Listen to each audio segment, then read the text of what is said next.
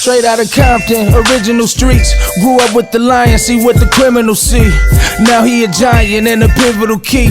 Got it down to a science, this the visual streets. He came up with bullet, he came up with turtle. Live life to the fullest, he put it all in the journal.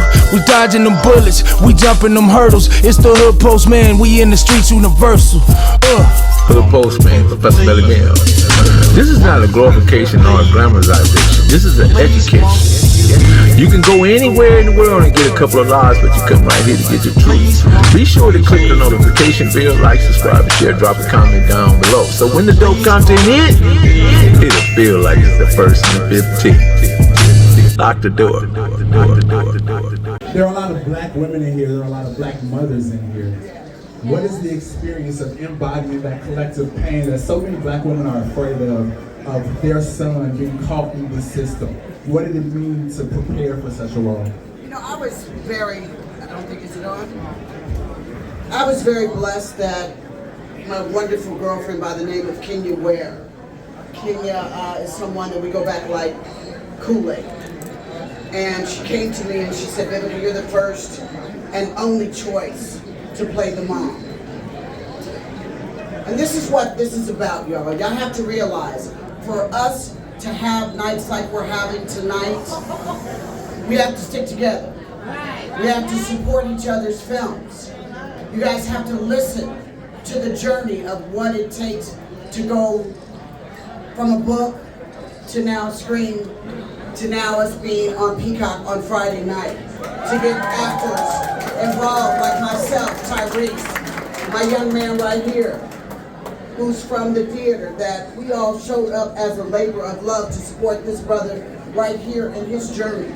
So for me, my character Willa, back to the story at hand, I just had to break down the receipts real quick. 100%. That, you know, my character Willa, her son was basically taken away from her by the streets at 11 years old. And so, you know, it happens. So this is what we're hoping that sisters can see.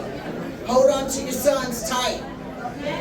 A lot of times we're raising them sons by ourselves, and you can't be their friends at all times. You got to make sure to be their parent. So the message that we're hoping that you get from the storyline, because my storyline is a lot about flashbacks and abuse and not the good side of things, but we got it done. We filmed it in 2 days, and I'm very honored to be here tonight.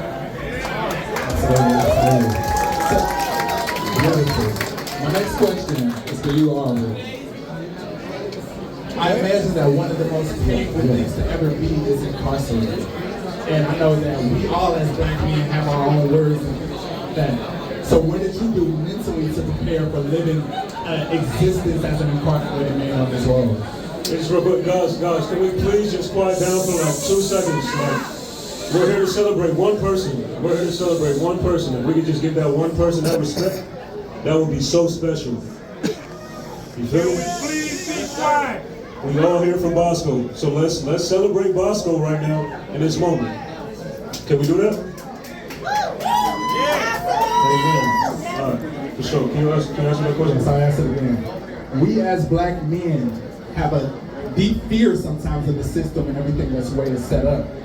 How can you embody an incarcerated man, and what did you do to mentally prepare for that? I mean, the main thing that I made sure I did was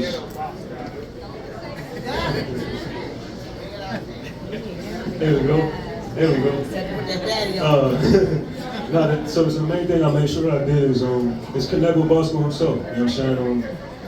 Before he got out, we talked while he was in prison for 15 minutes at a time, and we just, after a lot of our conversations, we realized how similar we were to each other. You know what I'm saying? And we're both dreamers. And getting loud again. Can we please? This ain't about y'all. This is about Bosco. Right. This is about Bosco. Let's make it about Bosco, please.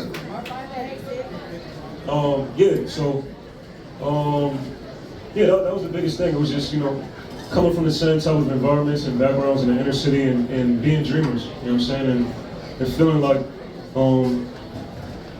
you know, there's something meant for you out there that's bigger, that's maybe even delusional, you know what I'm saying? And that's what I related with Bosco, and why I wanted to take on the role. And yeah, as far as how tough it was tough. You know what I'm saying? But me and Nick, we made sure we put in the time. You know what I'm saying? I've been trained acting since I was a very young kid, so every single scene, every single beat, every single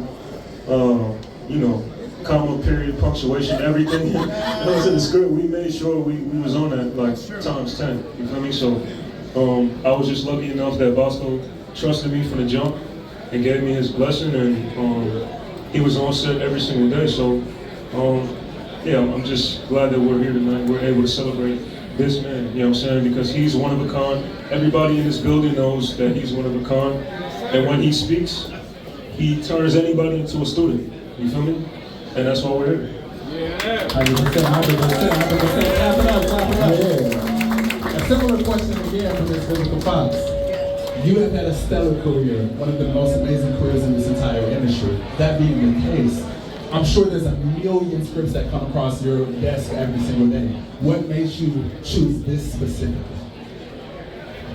Frankie want to blow up the bank. Frank, no, I'm kidding. No, you know, I am a filmmaker myself. I've just directed my first film.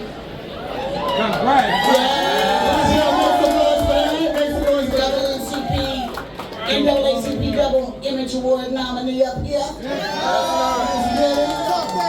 But listen, as I said, this is the only way we're going to get independent films made. You got to have names. Let's just keep it real. We got to keep the business side of this.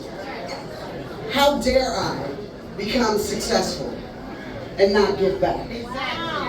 To those who have supported me, from me being on Out All Night, being on a soap opera, Two can play that game. Two can play that game, set it off.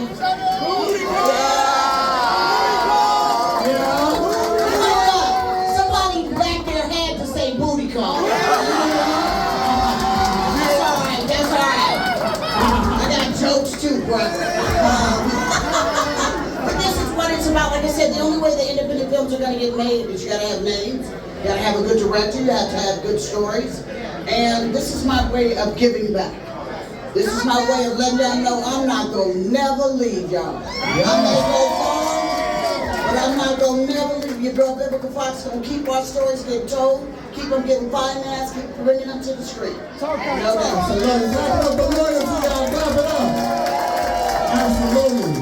So, wonderful director Nicholas, I'd like to ask you a question.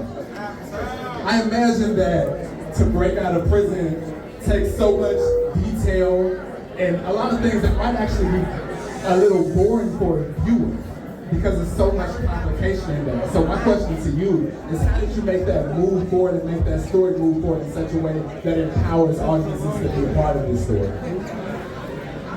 You know, the genius of Bosco isn't boring.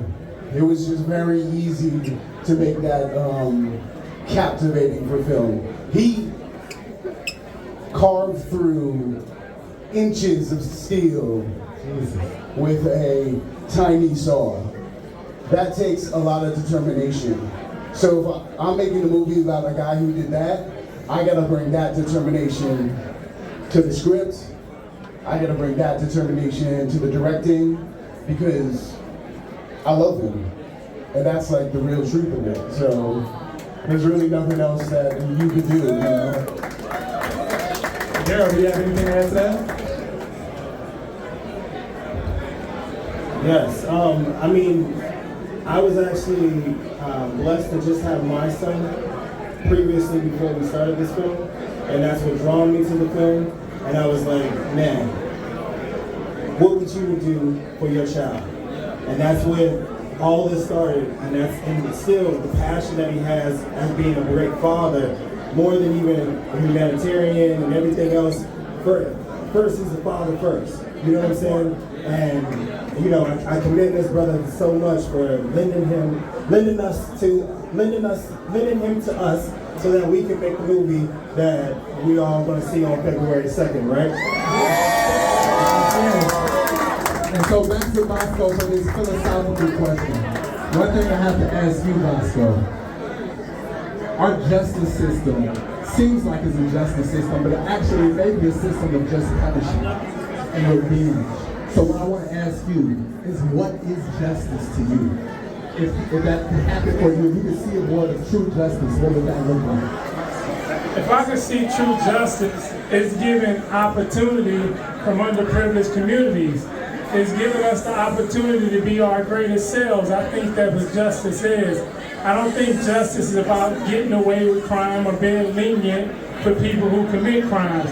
I think it's about preventing the social conditions that actually cause people to live a criminal lifestyle. Because a lot of times we put in these environments to where that seems to be the only way to survive, and we take on that mindset.